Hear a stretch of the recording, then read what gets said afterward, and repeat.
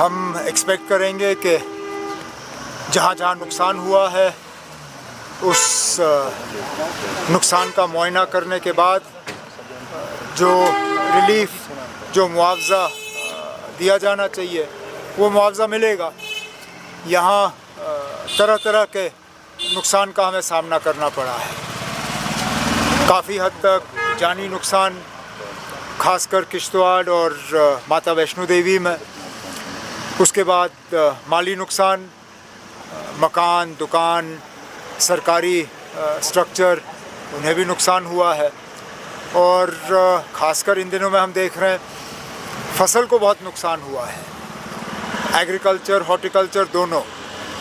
और बदकिस्मती से लगातार इतने दिन हाईवे बंद रहने का नतीजा ये रहा कि जहाँ मेवे का नुकसान बारिश से नहीं हुआ, वहाँ अब ट्रकों में सामान सड़ रहा है। अब जब कॉम्पनसेशन की बात आएगी तो उन लोगों को भी कॉम्पनसेट करना होगा जिनका हार्वेस्टेड फ्रूट जो है वो ट्रकों में सड़ गया है। हमारी कोशिश है और मैं दोबारा मरकज़ी रेल मिनिस्टर साहब से गुजारिश करूंगा कि ट्रैक हमारा खुला है, 2-4 अगर स्पेशल ट्रेन यहाँ से चलें जिससे कि ज़रूरी सामान जम्मू से हम कश्मीर पहुँचा पाएँ और ख़ासकर यहाँ से मेवा जो है हम निकाल पाएँ, तो मुझे लगता है थोड़ी सी राहत लोगों को मिलेगी। लेकिन हम तो यही उम्मीद करेंगे कि जितना हमें नुकसान हुआ है उस नुकसान का हमें मुआवजा मिले। सर, पीएम हिमाचल जा रहे हैं, पंजाब जा रहे हैं, सर आप एक्सपेक्ट करें कि कश्मीर भी आएंगे पीएम? हम होम मिनिस्टर साहब तो होके आए हैं यहाँ, तो ऐसा नहीं है कि कोई नहीं आया। होम मिनिस्टर साहब आए, एक पूरा दिन यहाँ रहे और रिव्यू मीटिंग ली उन्होंने जम्मू में। वज़ीर आज़म साहब आना चाहेंगे तो बड़ी अच्छी बात है, लेकिन हम तो इस बात से हमें तसल्ली है कि कम से कम मरकज़ी टीम जो है वो यहाँ आ रही है और हम उम्मीद कर रहे हैं कि जल्द से जल्द जो है अपना काम मुकम्मल कर लेंगे। सर, मेराज मलिक को पीएसए लगा हुआ है तो उस पर क्या कुछ? अब क्या किया उसने पीएसए के लायक, मेरी समझ में नहीं आता ना। अब इतना सख्त कानून आखिर किया क्या बताएं? कहीं पे हालात बिगड़ गए, कहीं पे क्या पथराव हुआ, कहीं पे माहौल बिगड़ा।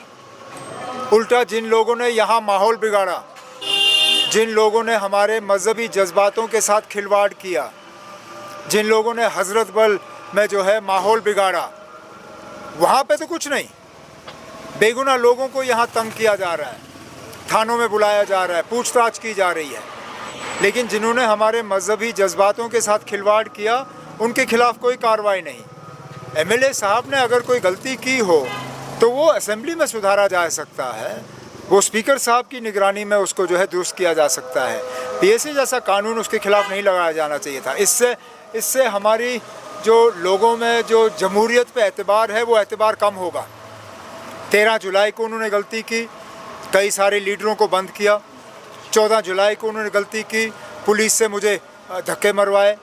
उसके बाद फिर ये एमएलए को पीएसए में बंद करना ये अच्छी बात नहीं है ना। अब ये हमारी जमहूरियत के लिए अच्छी बात नहीं है। सर, आज वाइस प्रेसिडेंशियल इलेक्शंस है, तो क्या उम्मीद करते हैं आप? इसमें उम्मीद की क्या बात है ना, हम वोट डालेंगे और फिर देखते हैं नतीजा क्या निकलेगा। और क्या कर सकते हैं इसमें? हमारे वोट तो सिर्फ कम ही हैं, क्योंकि समझ में नहीं आता 10 महीने होने जा रहे हैं हमारे असेंबली के इलेक्शंस को, 11 महीने लगभग। हमारे राज्यसभा की सीटें आज खाली क्यों हैं? हमारे 4 वोट और होते, हमारी और आवाज़ वहाँ पे मजबूत होती, हम बात कर पाते। वहाँ जो एमपी को सीडीएफ मिलता है, एमपी लैड्स का पैसा, वो यहाँ पे इस्तेमाल हो जाता है। समझ में नहीं आता मरकज़ और इलेक्शन कमीशन वाले किस चीज़ का हमसे बदला ले रहे हैं कि हमारे राज्यसभा के इलेक्शन नहीं हो रहे हैं। हमारे कम ही वोट हैं लोकसभा में, लेकिन चलिए हम अपना वोट डाल देंगे वहाँ पे। Thank you. ओके।